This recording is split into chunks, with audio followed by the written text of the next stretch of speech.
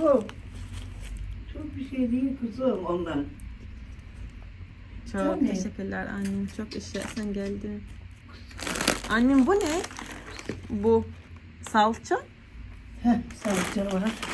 O domates suyumuş Aa, anneciğim. bu domates suyu. Domates suyu. Evet. Çok güzel. Patlıcanla karışıkmış hepsi. Bu ne? O pekmez. Aa, betmez bu. Ama hani köy pekmezi. Evet. Değil mi anne? Evet. Çok güzel. Onu reçel Reçel? getirdim. Bu reçel. Kızım seviyor diye. Sen gül reçeli seviyorsun ya. Çiçek reçel. Sen onu Çok güzel. seviyorsun diye. Bu ne? O Salça. salça. İki tane salça. Bu ne teyze ben Bu anlamadım. zeytinyağı. O tarhana. Tarhana. Çorba şey yani. Nil çorba. Nil olmaz. Bu insan büyük yani. Çocuk olmaz. Anneciğim Tarhana ne yani ben bilmiyorum. çocuklar da yiyor anneciğim. Anne bu aynı mercimek ama nasıl? Aynı. Ha. Yoğurtlu. Aynı Yoğurtlu mercimek. onunla şeyle. Liber mücaffer. Aa, yoğurt. Yoğurt tabii. Her şey var içinde anneciğim. Ama nasıl bu renk başka Baharat yani? var. Baharatlı anne. Aa. Ama şey Killiş. domates anne. Yoğurt, domates. Heh. Evet çok Çok güzel. güzel.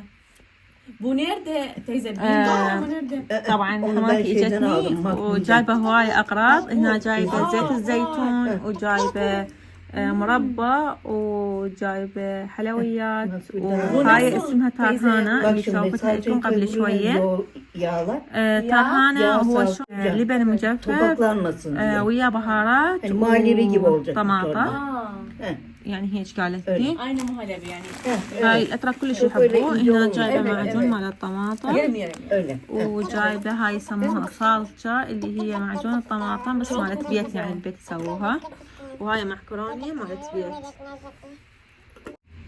طبعا هاي جايبة المسواق على مود رمضان وهي أصلا كل ما تجي يعني يجيبوا لها هواية شغلات.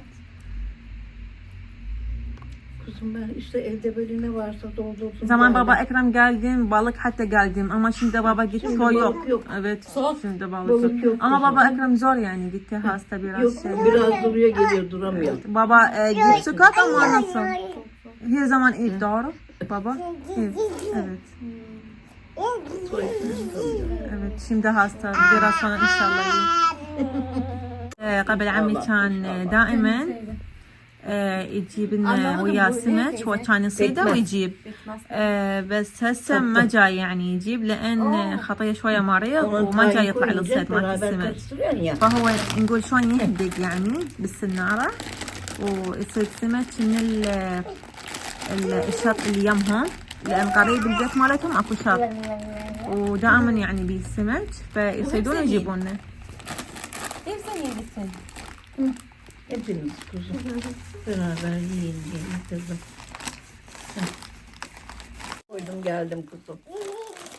Şöyle. Vanili var. Ha, ne çok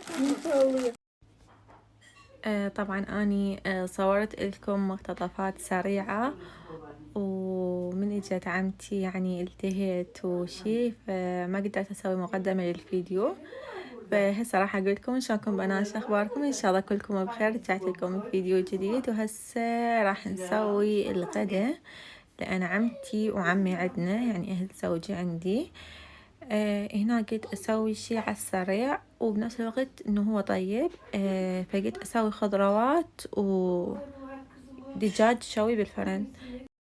هنا عندي خضروات عندي بصل وبوتيتو وفلفل بارد أحمر أخضر وعندي طماطة وجزر قطعت الخضروات كلها أغراض يعني دائرية وهنا عندي الجزر قطعتها بهذا الشكل. هسه هنا بالبايركس كبير خليت البصل وباقي الخضروات كلها وهنا خليت الدجاج ورشيت عليه شوية زيت وبعد هنا خليت البهارات اللي هي بودرة الثوم وبودرة البصل وبابريكا وبهارات مال الدجاج.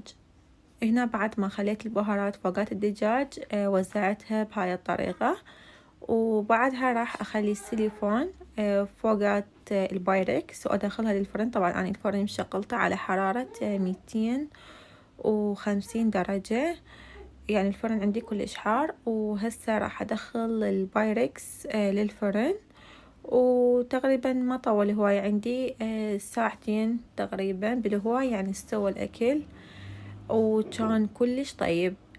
طبعا أهل زوجي أبد ما يحبون البهارات بالأكل، فلهاي السبب أنا كلش قللت بهارات وخليت يعني بس بودرة ثوم وبصل، وهي ما تعتبر يعني بهارات قوية أو فد شي، يعني توابل جدا بسيطة. وهسه مثل ما قلت لكم راح أشوي الدجاج وأسوي وياهم تمن أبيض ولبن ونحضر الغدا. طبعا الغدا مالتنا صار العصر، لأن هما ما ياكلون يعني مثل وقتنا احنا يعني ناكل الساعة بالثنتين الغدا أو بالوحدة، فهم يعني يتريقون ويظلون للمغرب يلا ياكلون، عكسنا احنا ناكل 3 وجبات باليوم وياكلون وجبتين. والعصارة ياكلون كيك وقهوة أو شاي وحلويات يعني هيك شي.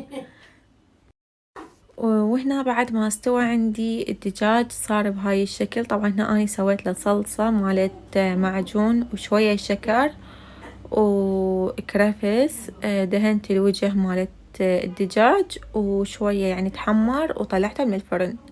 أنا طبعا مسولفت لكم على هاي الصلصة، أنا دائما أسويها بالكاتشب بس ما كان متوفر عندي فأخذت شوية معجون. وهنا بعد ما اجى عمي وزوجي من الشغل صبيت الأكل وأكلنا كلنا سوية. سهمنا وسهمكم ألف عافية يا رب. طبعا كان الدجاج كلش طيب ومستوي بشكل كلش حلو. طبعا وصفة كلش سهلة وبسيطة وأبد ما تاخذ وقت وما تتعب. وهنا بالليل اجانا أبوي وسويت شاي وأنا مسوية كيك منزلتها على قناة الثانية. الطريقة مالت الكيك راح أخلي لكم الرابط مالت الفيديو بصندوق الوصف حتى تدخلون عليها وتشوفوها. هنا صبيت الشاي وقدمت الكيك والفواكه رتبته بهذا الشكل، وكانت أجواء عائلية كلش حلوة. وأتمنى حبيتوا هذا الفيديو وعجبكم واستمتعتوا بي. إذا حبيتوا الفيديو لا تنسون تسوون لايك وتشتركون بالقناة، وانتظروني فيديو ثاني. مع السلامة.